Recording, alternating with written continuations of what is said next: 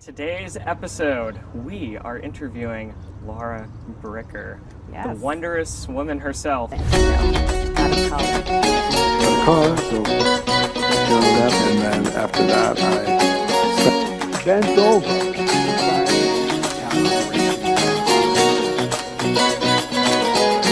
Pleasure to have you on show one.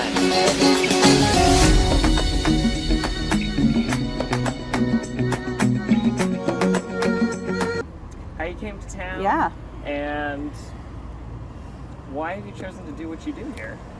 Yeah, so I actually came here almost, I would say, on a fluke. It wasn't like I decided, I'm going to move to Exeter. I got an internship at the Exeter newsletter when I was a senior in college, and that was like the spring of 1998.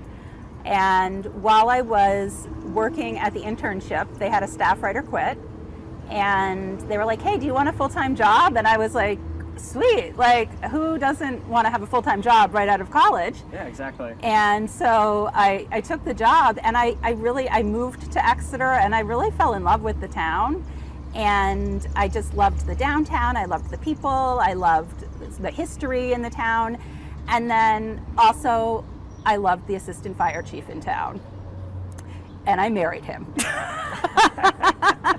So then I couldn't move. So my husband Ken was here for many years. He was at 20 years at the Exeter Fire Department. And so, we really became sort of ingrained in the community at that point. Yeah, I'm a parent now, obviously. So I have a son who's gone through the elementary schools here in town, and now he's at the Great Bay Charter School, which is over on Linden Street, another thing we're really lucky to have here in Exeter. I was on the Swayze Parkway trustees for a period of time. I think everybody loves Swayze Parkway, and they needed somebody to run, and so I got involved with that. I've been a newspaper reporter on and off. I haven't actually, a lot of people are confused about that. I haven't actually worked full-time for the newspaper here since 2004. Okay. But I always like to keep my hand in things, because I think knowing everybody in the community and knowing the downtown and knowing the people in the town, I just feel like a sort of commitment to telling stories about people I know. So when there's a story about somebody I know, I want to get involved and tell it. Like, I want to make sure their story is told correctly. So that's why I don't think I'll ever really leave newspaper writing. Even though, I may not do it as much as I once did. It's just, like something that I feel like when you live in a community and you write for a community newspaper, the role is very different than when you're working for like a big metro newspaper. And I feel like, I like to shed light on like what makes the community special and the people that make the community special. And also like quirky stories, like Frankie, one of my personal favorites. Have you met Frankie, the municipal parking lot attendant cat? Thank you for your comment. You heard it, folks. Frankie, the municipal parking lot attendant. All the great things about being in a small town. Yeah, absolutely. Yeah. Wow. All right. So you've been on the board of trustees. Yeah. You were a full-time reporter. Yeah. Until 2004. Mm-hmm. Married the assistant fire chief. Yes. A mom. Yes. All right, Laura. and I'm a cat detective. And you're a cat detective. So, aside from all these things you've been here over a pretty interesting span of time. Yeah. And especially after COVID. Yeah. All of it has changed significantly. So, what about that has, kept you so interested in being involved? I mean, I'm used to seeing people after a few years ready to just go, but what I keep seeing here and people like yourself is there's a big commitment in Exeter. Exeter is just the type of town that once you live here and you get to know the community, I feel like you always feel like you want to be a part of this community. And during COVID, I'm an extreme extrovert. That was a really difficult, I'm sure you're surprised by that. So I was like, what I would do in like those early COVID days is I came and I like walked downtown Exeter and I walked Swayze Parkway because I just missed the downtown so much. And I was like, what's going on? And, I wanted to see the people that I would, see downtown all the time. I just think, you know what, I don't know. People call me like a cheerleader for Exeter because I go to other towns and I'm like, this is not as good as Exeter. I'm sorry. But it's just this town, like we just were on a list, I don't know if you saw this, for towns like that were voted like most quaint towns in New England. And it's like, you know, you look at this town at Christmas and the holidays when we have all of our lights up downtown, and it's volunteers every year that put the lights up. And you know, I just think we have a lot of people, and we have the history in this town. Like after last summer, you know, the brass band is going to be starting up again, and they're up until last summer had the honor of being the longest continually operating brass band in the country. And all right, Exeter, you heard it. Longest continuing operating brass band in the country. And we've got Chicky McDougal in the band, who's been a drummer in the band for like 60 years.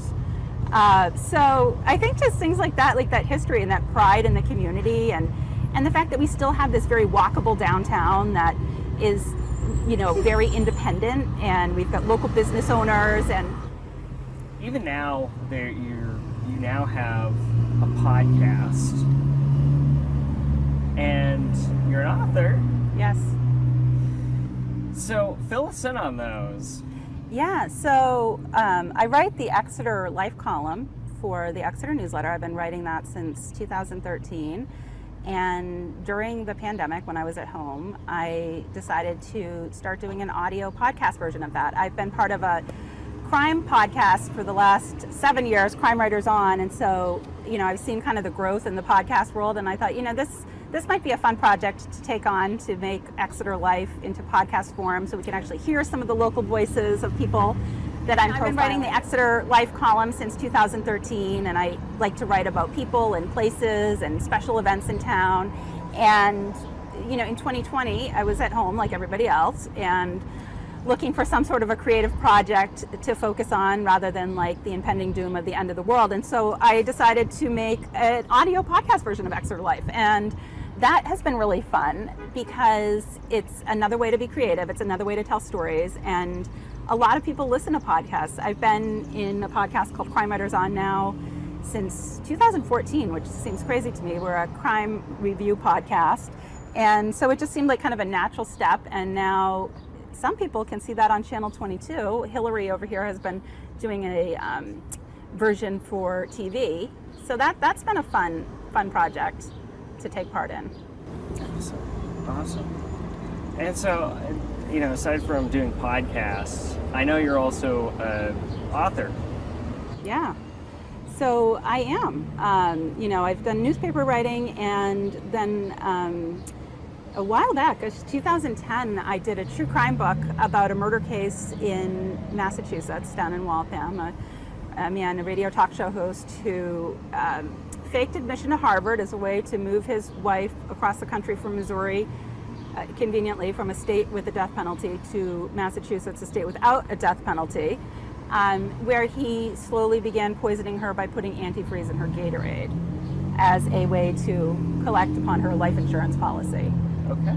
And, yeah, so that was kind of in line with, I had done some private detective work for a while, and I'd worked a lot in the criminal defense world, and so that was something that, you know, was obviously something I was interested in, was that, you know, kind of getting behind the scenes. And now I'm working on an Exeter murder mystery, which is very exciting, and it should be out this summer.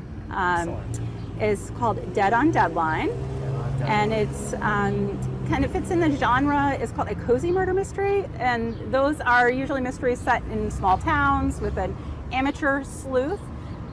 There's not a lot of blood and guts on the page. That all happens sort of off screen, and the person who gets murdered is somebody that most people are not too unhappy to see die. So it's kind of like, think of like Jessica Fletcher in Murder, She Wrote, and it sort of fits into that. So that's been a lot of fun. I've been working with a local editor, and I'm, you know, really excited to cross the finish line and go to Water Street Bookstore with that. I can't wait. Yeah. It must be. I mean, you've been going here for years, and now your shining moment. Yeah. You're debuting this book right here in Exeter that you've written about here in Exeter. Yes. You've been living in this town that has clearly had a huge inspiration to you. Yeah. And now you're writing this book. This is incredible. Yeah. This is absolutely incredible. It's bad. We'll say that it's kind of like having another baby in a way, Yeah. or like an elephant baby because it's taking so long. That's how a lot of productions do feel sometimes. Yeah. But it is amazing when they go. Yeah. So Lara, you've done clearly a lot Yeah. within your time here. I mean, author, reporter, podcaster, mother, Yeah. married the assistant fire chief. Yes. I mean, Clearly, I wanted to be part of this community. yeah, clearly. I mean, and you've been on the boards as well. Yeah. Oh, and I'm in the Exeter Lit Fest. Yeah. Yeah, the Exeter Lit Fest too. Yeah. So, I mean, what keeps it going here? I grew up in a very small town in Vermont. I say like the middle of nowhere. We had a soda machine with 4 flavors and a gas station. Like literally, that was where I grew up. Yeah. And after college, when I came to Exeter, I just felt like so welcomed by this community, and I finally found like I had this town that felt like home to me, and it felt like the type of place where I wanted to have a family, and I wanted to live, and I wanted to stay, and it was, I think the type of place I'd always looked for. But when you're an extrovert and you're living in Vermont and a mile from your closest neighbor, like that's not like the ideal place to live. And this is a wonderful place. Like everybody, my husband won't even go out walking with me sometimes because I just walk around town, and I love to walk around and talk to people and just hear what's happening in the community and get involved. So you've watched this change over the years. Yeah. And with your connection here, I mean, how is it for your personal experience here, watching this place grow, watching the changes that have occurred? Yeah, and that's something that is always, it's a little bit touchy because, there's people who don't want to see anything change in town. There's people who want to see more change in town. And there's like definitely a good balance. And one of the things I'm really excited about in the last few years, since we got a dedicated economic development director, we've had some great restaurants come to town. And just, having more than like 2 choices of restaurants to go to. And we've got a couple landlords downtown, like Elliot Berkowitz, who loves to bring in just really kind of hand-selected businesses that are going to be a good fit for the community. And so I'm a big foodie. I'm super excited about the restaurants. I'm loving seeing how Lincoln Street is growing, and it's really anchored now over there for me by Lexi's, where apparently there's somebody that works at Lexi's who's called Lauren Brinker. So whenever I make an order at Lexi's, they'd be like, "Hey, Lauren Brinker, Lara Brinker's here." But like that's like a great business over there, and it's like super popular. But that whole street, now that we've had this kind of, it's like the next spot that's kind of moving up in town. So it's just, it's nice to see the town kind of moving forward without losing like what makes it special, which is like the history and the uniqueness and the, character of the downtown at the same time. Wow. Yeah. That's great. And so is there any final words, any last things you would like to share or say? I don't know. Not really. I mean, I think I talk too much anyway, so. No worries. That's what this is all about. No, I think, I'm always talking about how much I love this community, and anytime I go somewhere else in the country, I can't help but compare their downtown to our downtown. And when, actually this is kind of a funny story. We had this small business revolution contest a few years ago. So it was this TV show that was going to come and pick a downtown to help out, and they had the finalists, and Exeter was in the finalists, and Amesbury was in the final, and my husband's the fire chief in Amesbury, and so I was like on a mad mission to get Exeter selected, and we had kind of a rivalry going in my house, so much so that like the Chamber of Commerce director in Amesbury was like to my husband, what's going on with your wife? So, I just think we're so lucky to live here and just have the people in this community that are willing to invest their time in the community. And, it's a great place to live. Yeah. All right, Exeter. Well, you heard it.